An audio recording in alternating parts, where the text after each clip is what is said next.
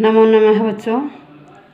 आज हम इस वीडियो में कक्षा एकादशी संस्कृत कोर भास्वती पुस्तक का तृतीय पाठ है सूक्ति सुधा। इसके पद्यांशों के हिंदी अनुवाद करेंगे। आज हम पद्यांश 5 से लेकर पद्यांश 8 तक इनका हिंदी अनुवाद और व्याकरणात्मक टिप्पणी करेंगे। तो आइए, श्लोक संख्या 5। कुसुम स्तबकस्येव द्वे वृत्ते मनस्विनः सर्वेषां मूर्धनि वा तिष्ठेद विशीर्येत वनेऽथवा। इसमें क्या है? कुसुम स्तबकस्येव, फूलों के गुच्छे की तरह, मनस्विन है, ऋषि मुनियों की द्वैवृत्ति, दो स्थिति होती हैं। फूलों के गुच्छे की तरह ऋषि मुनियों की दो स्थिति होती हैं। सर्वेषां मूर्धनि तिष्ठेत, सर्वेषां सबके, मूर्धनि मस्तिष्क पर, सिर पर, तिष्ठेत रहते हैं, अर्थात या तो सबके लिए आदर का पात्र बने रहते हैं या वन में जाकर विशीर्येत, नष्ट हो जाते हैं। जब उनकी काबिलियत को कोई नहीं समझता तो वह वन में जाकर नष्ट हो जाते हैं। ठीक है। अब इसमें देखिए, वृत्तिर मनस्विन है, संधि विच्छेद, वृत्ति ही जमा मनस्विन है, वृत्ति ही जमा मनस्विन है। यहाँ पर विसर्गों का र हो गया, विसर्गों का क्या हुआ? र। यदि ई के बाद, उ के बाद विसर्गें आए तो उसके स्थान पर र हो जाता है। क्या बना? वृत्ति ही जमा मनस्विन है। ई या उ के बाद विसर्गें आए तो विसर्ग र में कन्वर्ट हो जाते हैं, इसीलिए यहाँ क्या बना? वृत्तिर मनस्विन है। अब एक और देखिए, इसी में वनेऽथवा, वनेऽथवा। यदि ए की मात्रा के बाद आपको एस का सिंबल दिखाई दे अवग्रह का, और वह वो जो ए की मात्रा वो द्विवचनांत होती है, जैसे वन के रूप चलते वनम, वने, वनानी, तो वने क्या द्विवचन का रूप है। तो प्रथम पद के अंत में ए द्विवचनांत हो और उसके बाद यदि अ आ जाए तो अ के स्थान पर अवग्रह का चिन्ह लग जाता है, एस का सिंबल लग जाता है और दोनों पद अलग हो जाते। वने जमा अथवा, क्या बना? वने जमा अथवा। ठीक है। ए के स्थान पर अवग्रह का चिन्ह आ गया। ठीक है, वनेऽथवा।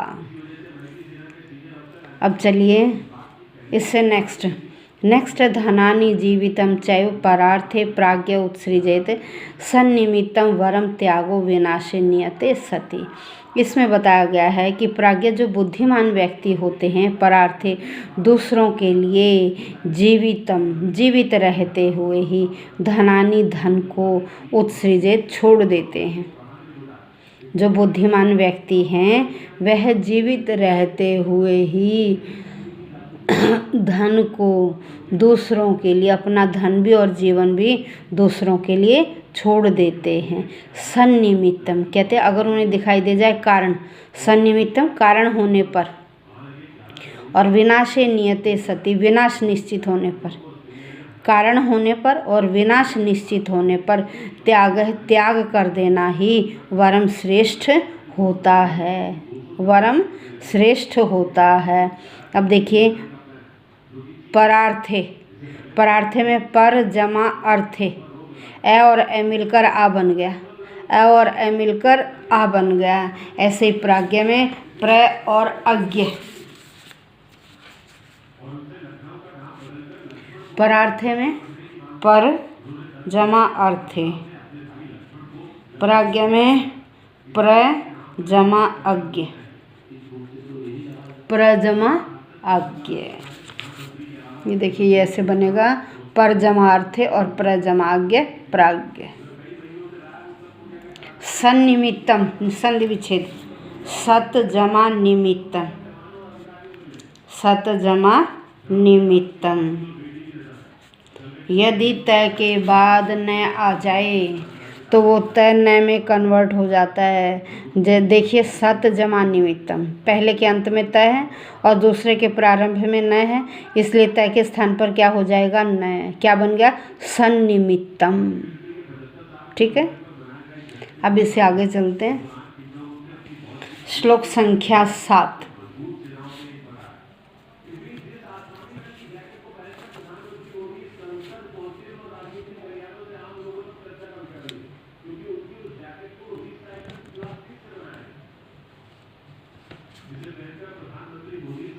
श्लोक संख्या 7 है। षड दोषा पुरुषेण इहि हातव्या भूतिमिच्छता निद्रा तंद्रा भयम क्रोधम आलस्यम दीर्घ सूत्रता। कह रहे हैं कि इस संसार में 6 दोष हैं। संसार में 6 दोष हैं।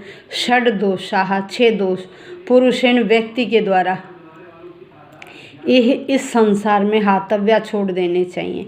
भूतिम इच्छता धन की इच्छा रखते हुए यह 6 दोष मनुष्य के द्वारा छोड़ देने चाहिए। कौन कौन से 6 दोष हैं? निद्रा, नींद, तंद्रा। तंद्रा होती नींद आने से पहले, जब आलस छाता ना नींद का, उसे बोलते तंद्रा। आधा नींद में रहता है इंसान, आधा जागा हुआ, तो उसे बोलते तंद्रा। नींद, फिर नींद से पहले की स्थिति, भय, क्रोध, आलस्य और दीर्घ सूत्रता। किसी समय को लंबे समय तक खींचते रहना, किसी कार्य को लंबे समय तक खींचना, मतलब बहुत जल्दी उसे पूरा न करना। ये 6 दोष हैं। इन 6 दोषों को मनुष्य को छोड़ देना चाहिए। अब देखिए, पुरुषेण है, पुरुषेण जमा इह, क्या बनेगा? पुरुषेण, पुरुषेण जमा इह, पुरुषेण जमा इह, ए और ई मिलकर ए बन जाता है, तो बन गया पुरुषेणे है। ए और ई मिलकर क्या बनता है? ए। अब चलिए नेक्स्ट। हातव्या में तव्यत प्रत्यय, हा धातु है, हा धातु और तव्यत प्रत्यय, हा धातु और तव्यत प्रत्यय। अब चलिए नेक्स्ट, नंबर 8।